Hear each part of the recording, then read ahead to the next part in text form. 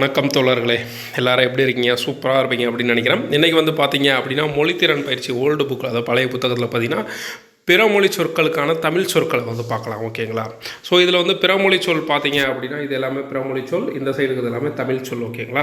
So இதில் வந்து அனுமதி அப்படின்னா வந்து இசைவு அப்படின்றது தமிழ் சொல், ஆதவன் அப்படின்னா ஞாயிறு, ஆரம்பம் அப்படின்னா தொடக்கம், ஆஸ்தி அப்படின்னா வந்து சொத்து. ஓகேங்களா?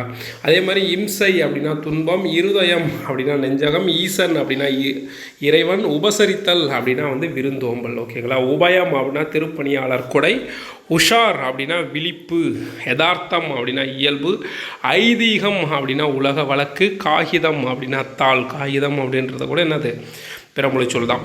கிரீடம் அப்படின்னா என்ன தமிழ் சொல் என்னது மணிமுடி அப்படின்னு சொல்லுவாங்க. ஸோ இது ரிலேட்டடாக வந்து ஓல்டு கொஸ்டின் பேப்பரில் என்னென்ன கொஸ்டின் கேட்டிருக்காங்க அப்படின்னு சொல்லிட்டு கம்யூனிட்டியில் வந்து குஷ் அப்படின்ற இடத்துல வந்து நான் போடுறேன்.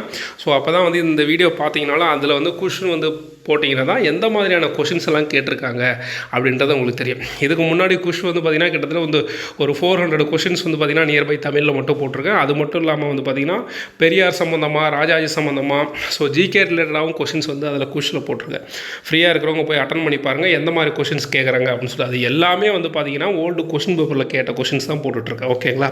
தேங்க்யூ ஃப்ரெண்ட்ஸ், பாய்.